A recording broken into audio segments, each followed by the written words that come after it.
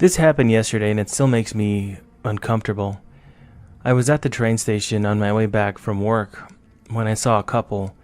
What drew my attention was the fact that they were speaking my language, so I looked at them.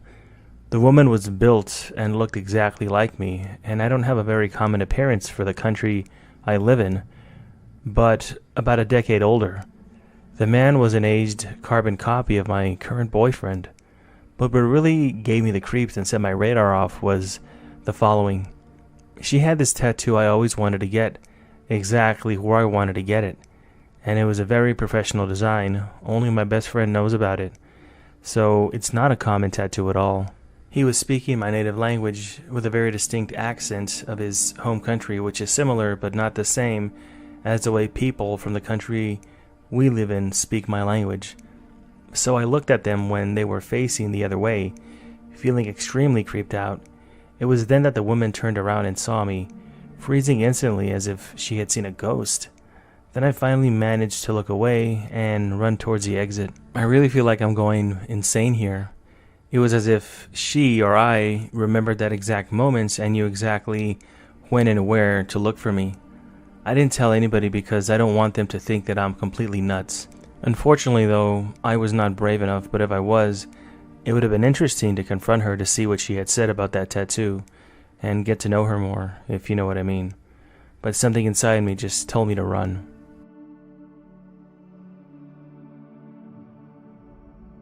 So I stumbled across this sub just a couple of weeks ago, and I think that this may qualify after reading many of these posts. It's something that I've never forgotten about since it happened, even though it was so many years ago. To this day, I wonder if I was tested and probably failed. This happened quite a while ago, around 2002. I was in the military at the time, stationed in Norfolk, Virginia. In those days, we all used to mob to a bar called Greenie's that was near the beach that was right outside the back gate of the base. My memory is a little bit cloudy concerning the geographical location of where everything was.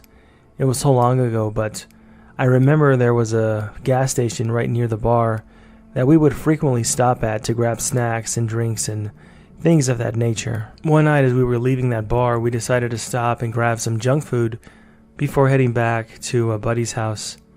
I had a pocket full of money because we had just gotten paid. We pulled into that same gas station, and as I was getting out, I saw a rough-looking homeless man standing right by the door at the gas station.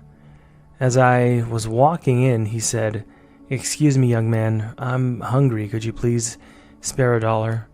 I walked past him and replied, "I don't have any money, man, sorry." And I just walked into the store. I specifically remember this because I knew that I had a pocket full of cash. As soon as I entered the store, I had this overpowering urge to turn back around and give the guy what he asked for. I thought it was odd because I never, ever gave panhandlers money. I turned around to walk back out of the store and give the homeless guy money, and he was gone. Maybe 3 to 5 seconds had elapsed from the time I walked past him to the time I turned around. The front of the store was lit up and wide open, and the parking lot was open and lit up with nowhere for anybody to possibly hide in that short a time. The left of the store as you were walking out was connected to another building, so you couldn't even walk that way, and to the right was more of the same open parking lot. No dumpster, nothing. The dude had literally just vanished into nothing, into thin air. I walked back with this horrible feeling that I had somehow just really just screwed up. It was hard to explain how weirded out I really was, and then to make matters worse, I told my buddy, "Man, I should have given that old boy $1." He had absolutely no idea what I was talking about. He told me that there was nobody outside the store when we walked in, and just kind of dismissed what I was saying, like he didn't see anybody next to me. To hear him say that made me feel even more crazy, as I was 100% sure that there was a homeless guy out there panhandling and asking for money, but apparently my friend didn't remember anybody being out there asking me anything. And that was almost 20 years ago, and I've never forgotten it to this day. If I see a panhandler that looks like they are really struggling, I throw whatever I have in my pocket at whoever needs it. It could be loose change or even more. To this day, I wonder if an angel asked me for a favor and I totally just turned him down.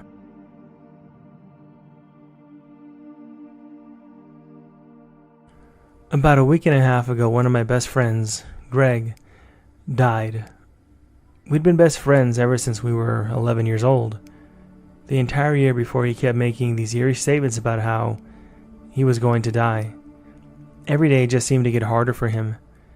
Well, it's been 20 years since we met, and I'm not sure if you remember old Greg from the Mighty Boo's TV show. When we were in middle school 15 years ago, we were the first kids to see it, and it was hilarious. It became a massive inside joke between us and the whole school.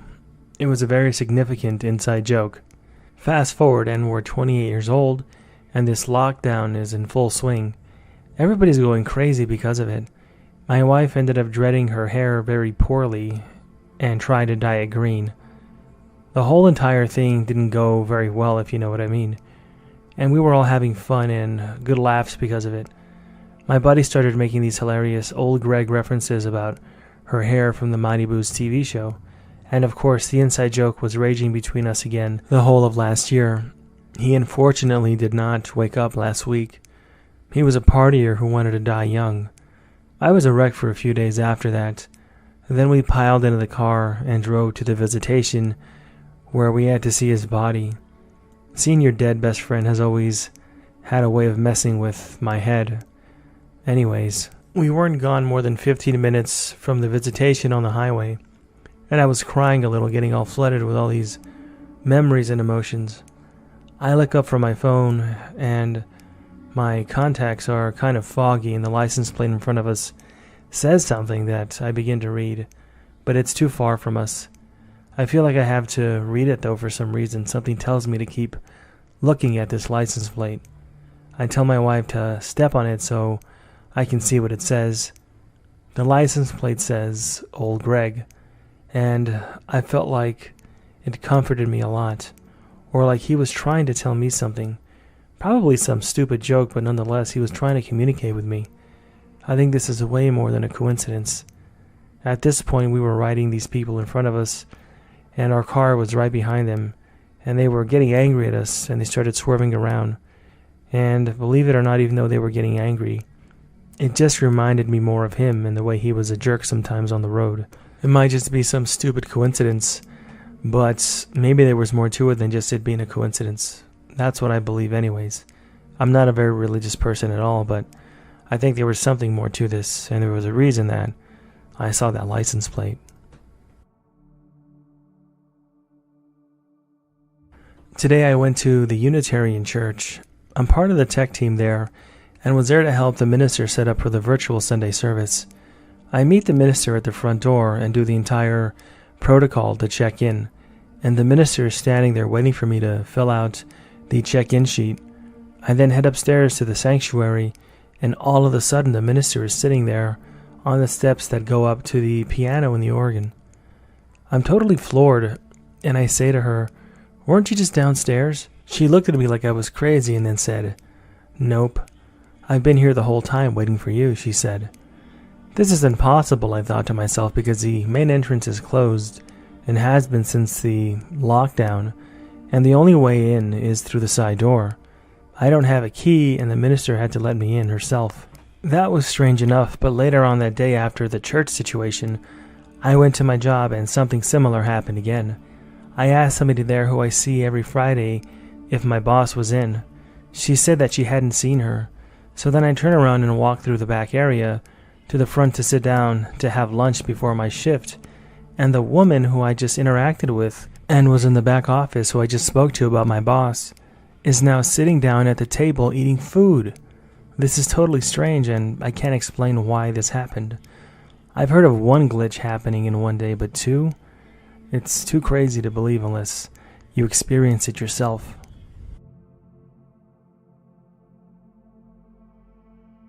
Mrs. J is older, and her dad was in his 90s, 2 states away with some health issues. I've known Mrs. J for years. For example, I stayed with her for a while after both of her kids unexpectedly passed away. I haven't talked to her much since this lockdown started, but I clearly remember her posting during this last year about her dad dying and the funeral being in his state, so for me that would be too far to attend. I told my boyfriend how bummed out I was about not being able to go. And then I just got back from the store, and Mrs. J was talking with her dad like he's always been there and never passed away. I can't find the original post announcing the funeral anymore, but outside of my boyfriend, I don't know anybody else who I mentioned this to, or who even knows Mrs. J and would even care about this. I wonder if this is some kind of crazy glitch, or maybe something that has to do with the Mandela effect. I'm not even sure, but whatever it is, it's creeping me the hell out.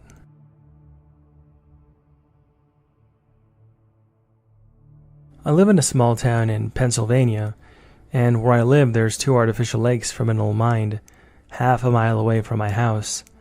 I went to one lake and caught a salamander, and I decided to go home, and while I was walking uphill to a trail I saw myself walking down the hill, and in the same clothes and black hat, green-blue shirt, khaki cargo pants and boots, and the stick I was using as a walking stick. And I blinked, and all of a sudden I was gone. I wonder if anybody can explain this, or if they've even seen their own doppelganger before.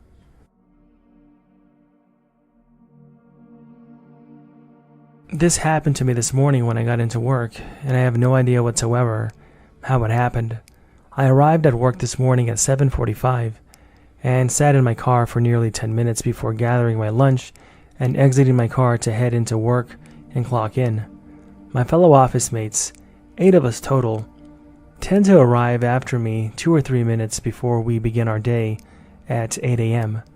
But today was different. When I exited my car and headed for my office, none of my office mates had arrived yet. My coworkers who work in shipping and receiving, meanwhile, had been at work since 7:30 a.m. I walked through the lobby, punched in the security code to access the warehouse, and headed for our break area to clock in on the biometric palm scanner. The device gave an affirmative message and displayed the time I clocked in at 7:56 a.m. Great. I opened the refrigerator door and I placed my lunch towards the back of the top shelf before heading to the one and only stairwell to the office. And this is where the glitch happened. I walked up the flight of steps and, to my shock, all my coworkers were already at their workstations. I asked, completely startled, "When did you all get here?" They looked at me confused. Claire, our marketing manager, said, "We've been here for an hour. We're about to head to my boss's office for the production meeting. Where have you been?" Still shocked, I said, "Where have I been? It's only about 3 minutes before 8 o'clock, as I gestured toward my workstation. The time on the clock screen said 8:58 a.m. Somehow I lost an entire hour of my time walking up the stairwell and going to my office. I wonder if anybody has an explanation for how this happened, or if they've had this happen to them before. And no, this wasn't daylight savings time or some kind of an issue, a mechanical issue with my clock. I know it wasn't, and I know what I experienced.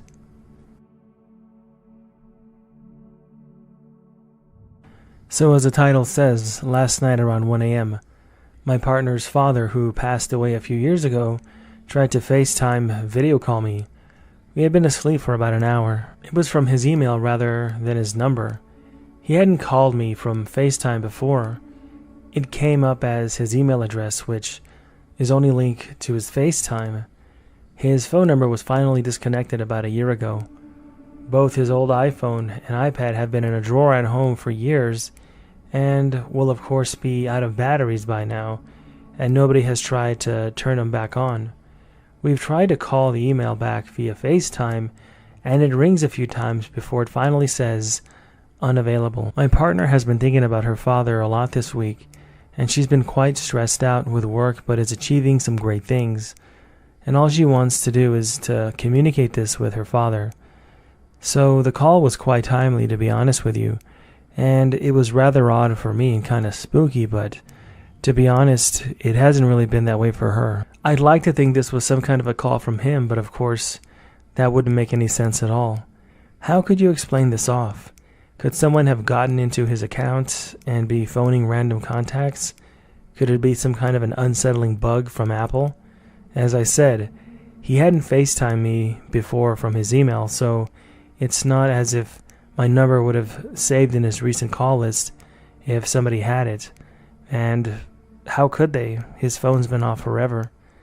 I don't understand how this happened, and finding this forum makes me feel not so crazy, understanding that other people have gone through this as well. I'm a first-time poster here, and after lurking around this fascinating sub, I'm going to share my glitch. The year was 2003, and I was working as a rep, so I spent a lot of time traveling within a 100-mile radius of my home and working long hours. I had been at work this particular day for approximately 8 a.m. and had finished around 8 p.m. when I started my journey home. The month was February, so here in the UK it's pretty dark at that time and the weather is pretty miserable. I took the M42 with no street lamps, my usual motorway, and it was chucking it down. That's heavy rain for my American friends. I was coasting in the middle lane when I had to overtake a lorry to my left and a car to my right came up alongside me. At this point, with the rain splashing back in the dark, I couldn't see anything and I was totally blindsided and sandwiched between the two vehicles. In that moment, I just knew that it was gonna happen. That was it. I'm going to crash and I'm going to die. When they say your life flashes before your eyes, it really does.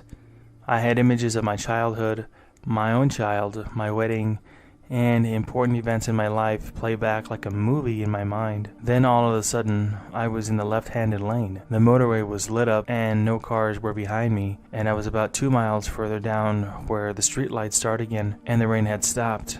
I kid you not, that's a real story. I came to the conclusion that I shifted realities.